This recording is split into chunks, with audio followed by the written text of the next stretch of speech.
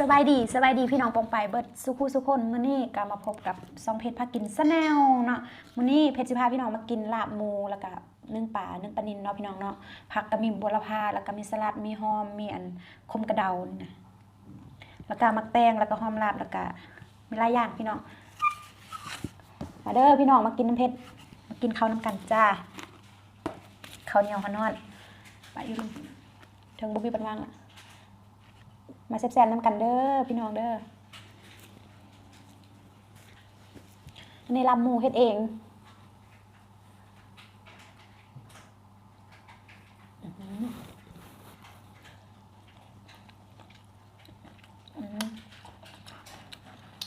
ใช่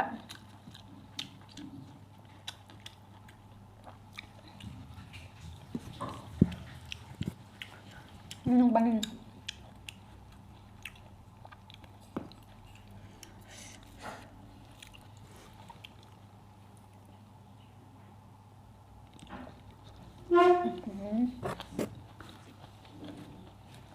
ต้องลอง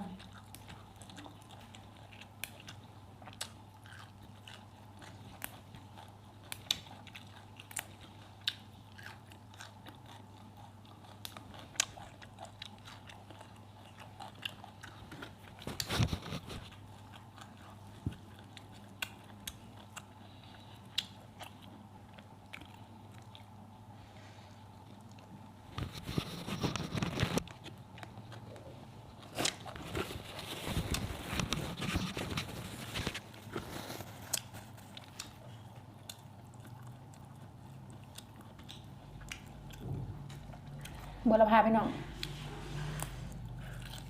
เข้ากันคักกับลาบ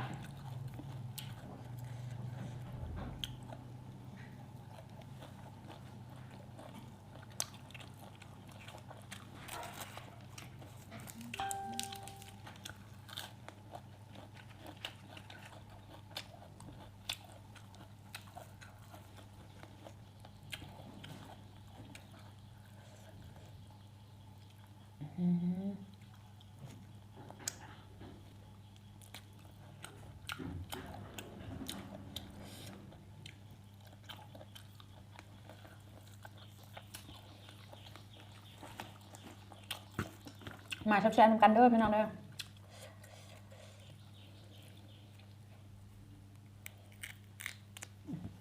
เอาหัวแดง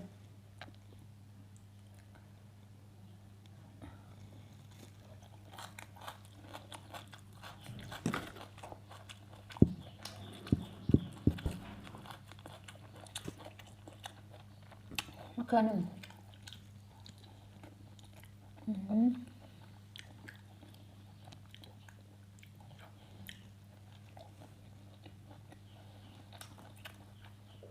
เฮ้ย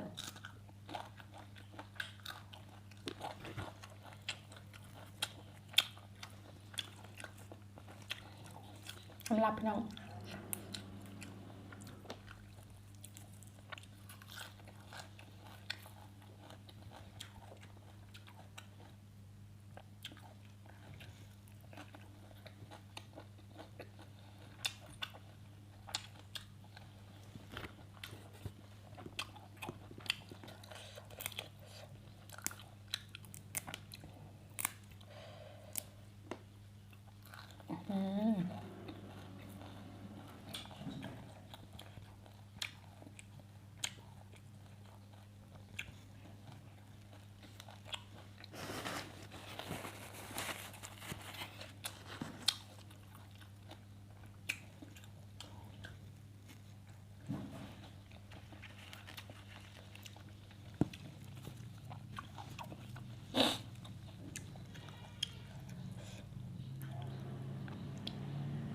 ปลาหนึ่งเปื่อยครับ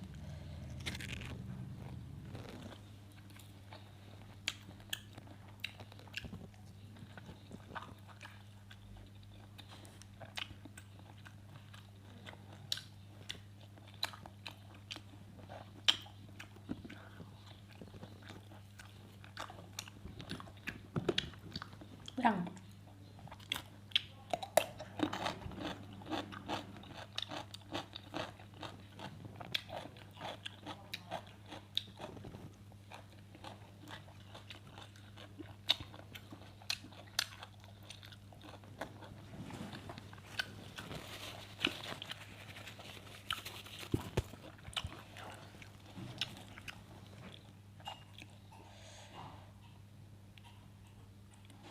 สักครับพี่น้อง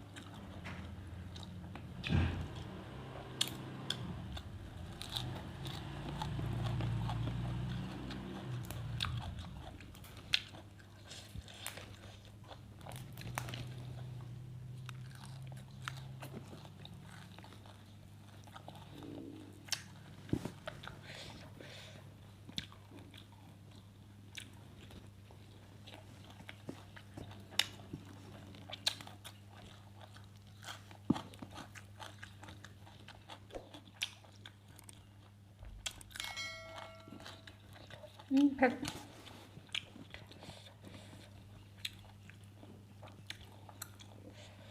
็ดลืมเอาบวงมาพี่น้อง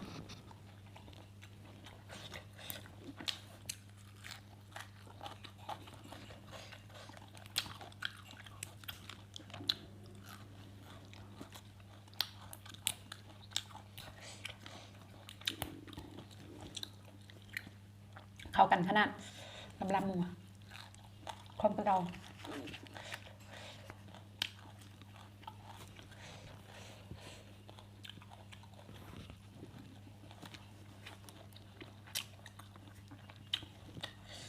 อีกครั้งหนึ่ง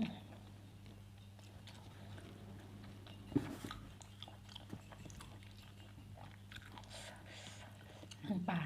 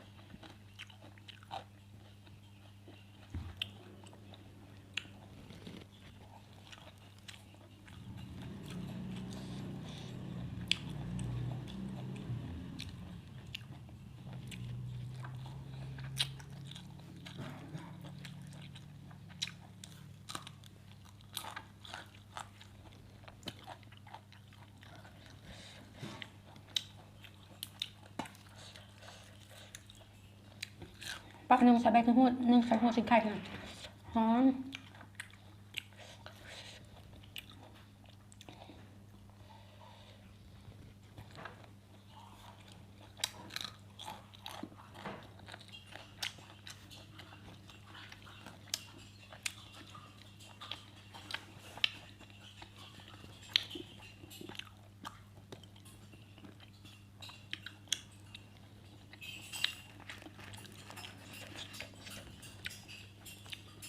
มะเขือหนึ่งกระวันนะคะ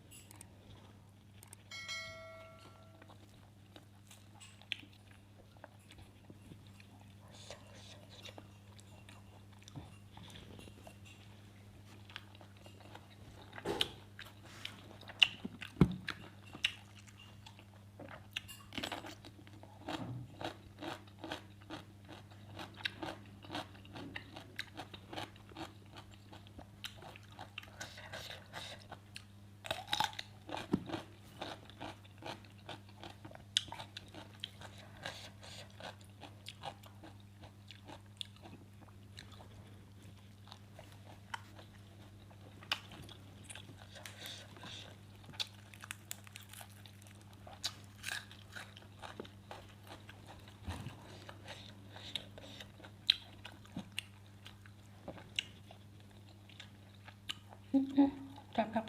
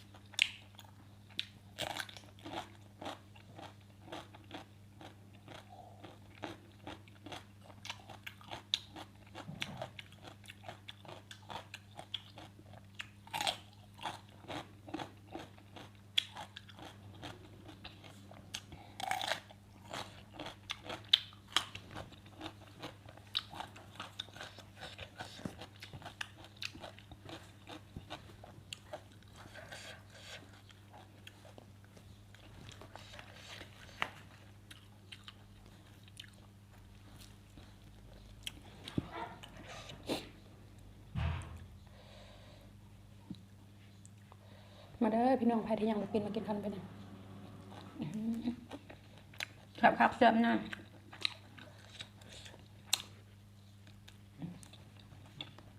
หวาน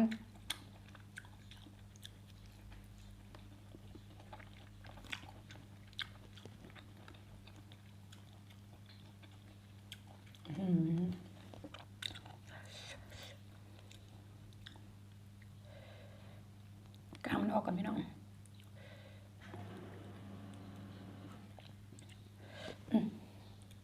ยั่วๆจ้า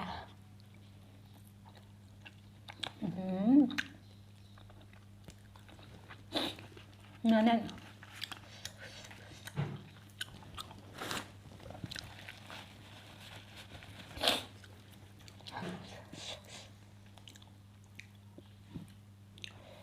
พี่น้อง